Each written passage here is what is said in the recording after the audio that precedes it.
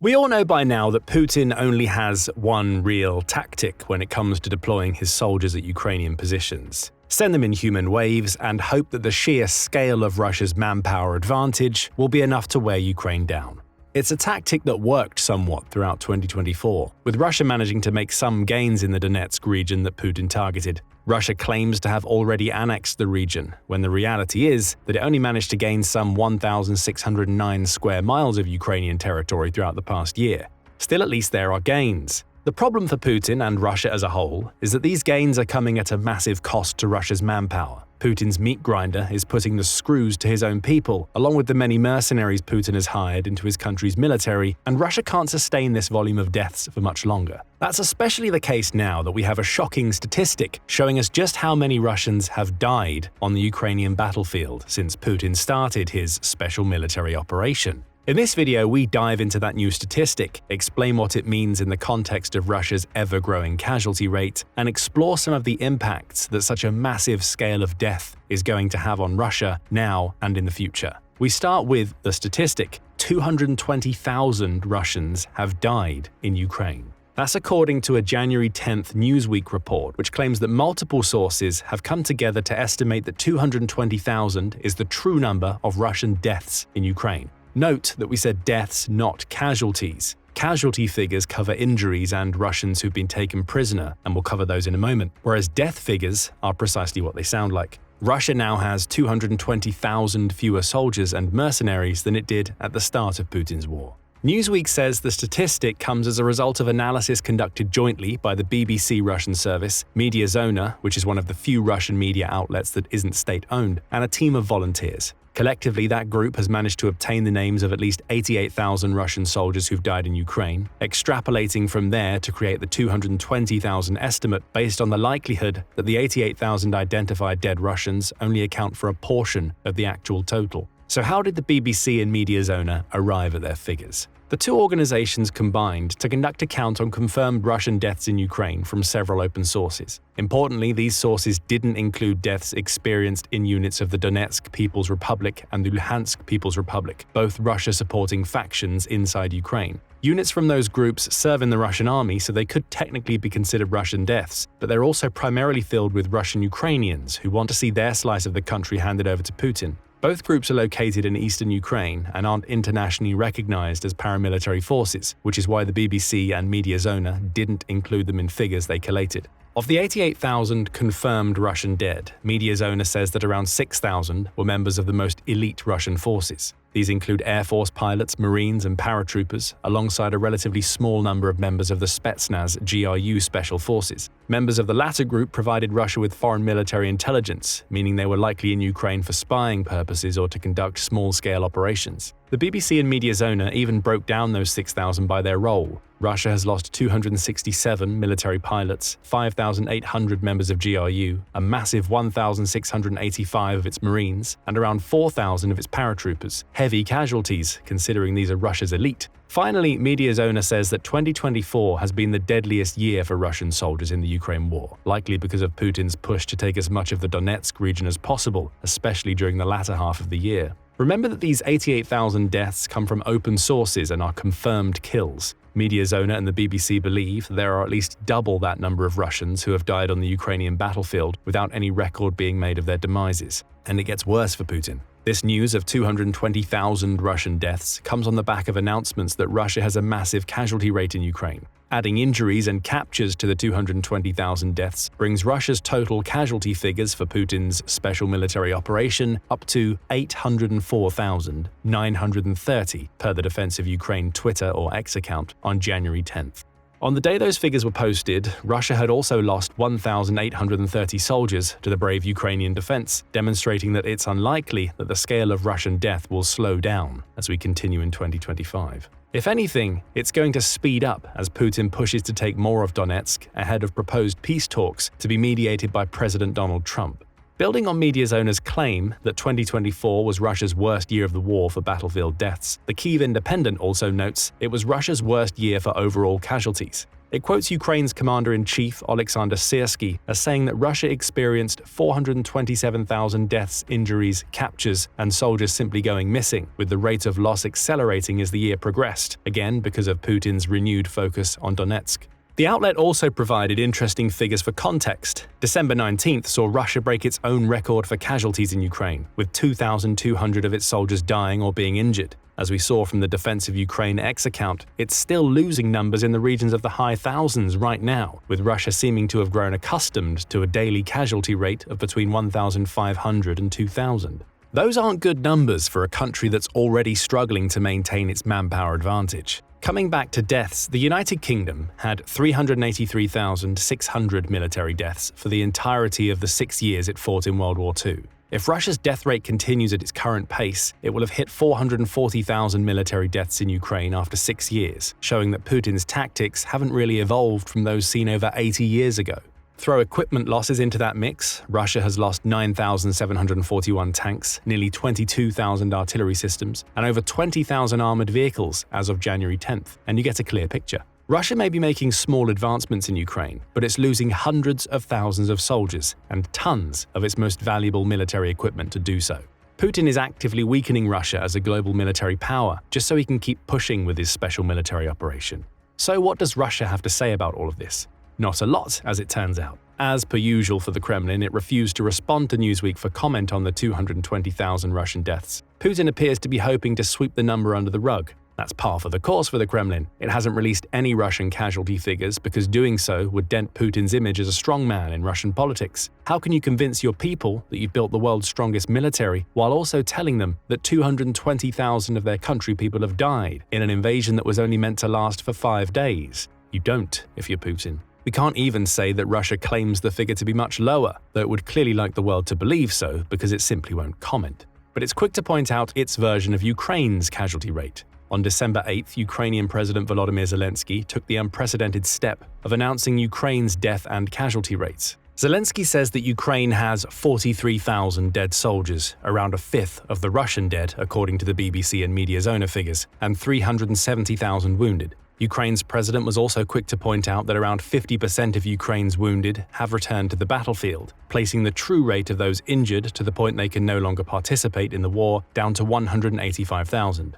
Russia was quick to release some figures of its own. The Kremlin claimed that 38,000 Ukrainian soldiers have been killed or wounded in Kursk alone, and would likely have the world believe that many more Ukrainians have died in the war than Zelensky is letting on. It's worth mentioning that several outlets, including the BBC, say that these figures can't be verified from either side. The closest we have to verifiable figures are those published by the BBC and Mediazona because of the use of open sources to count confirmed Russian deaths. So it appears that Russia's loss of 220,000 soldiers is legitimate, which brings us to an obvious question: why is this happening? The answer seems to be a combination of Russian tactical ineptitude and Ukrainian military strategy. On the one side, we've already touched on Putin's desire to take Donetsk and the massive push his military made during much of 2024 to snatch up territory in that portion of eastern Ukraine. That push has cost Russia so dearly because Putin is employing a meat grinder approach to the war. Rather than using his manpower advantage to concoct strategies that allow Russia to destroy Ukrainian fortifications, Putin instead prefers to send his soldiers to their deaths in human wave assaults. Even this strategy wasn't of Putin's making. As Foreign Policy points out, it was the now dead leader of the Wagner Group, Yevgeny Prigozhin, who first came up with the idea of using soldiers as cannon fodder by sending them in via waves to soak up Ukraine's ammunition. The tactic worked well in Bakhmut, which Russia eventually captured, though it also prompted Prigozhin to rebel against Putin and order a march on Moscow. That march failed, Prigozhin is now dead due to a mystery plane crash, and Putin has decided the tactic that worked so well in Bakhmut can be applied throughout Ukraine. Hence, human waves in Donetsk. Foreign Policy describes this strategy as terribly wasteful and boundlessly cruel, but that doesn't change the fact that it's effective. As we mentioned earlier, Russia did manage to capture around 1,600 square miles of Ukraine's territory in return for losing so many of its soldiers. The 220,000 dead are just indicative of Putin being so locked into the human wave approach that it appears he can't see any other way to win. Russia's naval advantage hasn't played out the way Putin would have wanted either. He would have hoped to turn the Black Sea into a no-go zone for Ukraine, allowing Russia to shuttle troops and equipment from annexed Crimea into southern Ukraine. Instead, Russia has lost at least 26 of its Black Sea Fleet ships, about a third of the fleet's total number, to Ukrainian missile and drone strikes since the beginning of the war, essentially forcing the fleet to withdraw from the conflict. Putin can't even replenish the numbers because he can't get any of his ships through the Dardanelles and Bosporus Straits thanks to Turkey closing the doors. Putin has also completely failed to utilize Russia's supposed aerial advantage against Ukraine. During the early months of the war, he tried to use Russia's massive number of 4,292 aircraft to carry out bombing runs and establish pockets of aerial control over Ukraine. But Ukraine's clever use of drones, combined with Russia's inability to run combined operations between its air and ground forces, led to hundreds of Moscow's aircraft being shot out of the sky. Putin instead resorted to launching glide bombs from air bases behind the front lines inside Russia.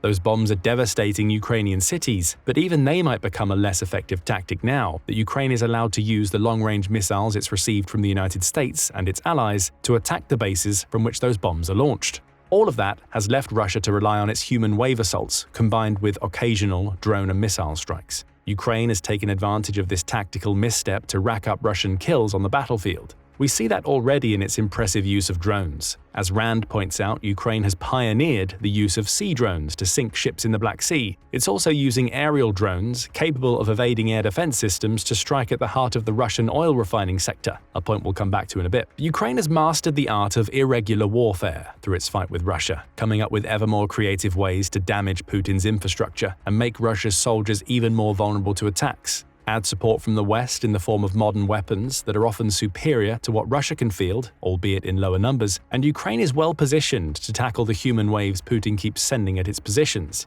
Granted, Putin's manpower advantage is such that his forces eventually exhaust Ukraine's resources and break through, but Ukraine's ability to maximize what it has means it's able to maximize the casualties it inflicts, leading to the massive 220,000 Russian dead on the battlefield.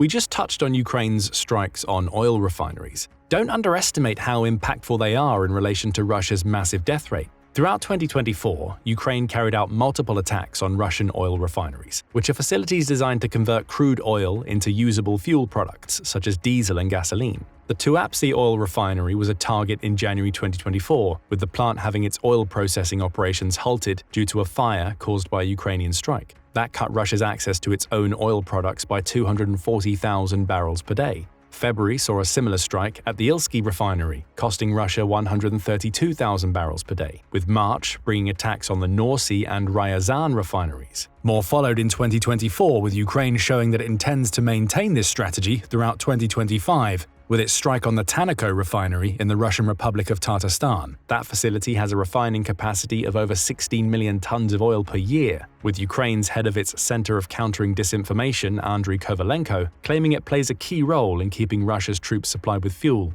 The destruction of refineries and oil depots directly affects Russia's ability to wage an intense war, claims Kovalenko.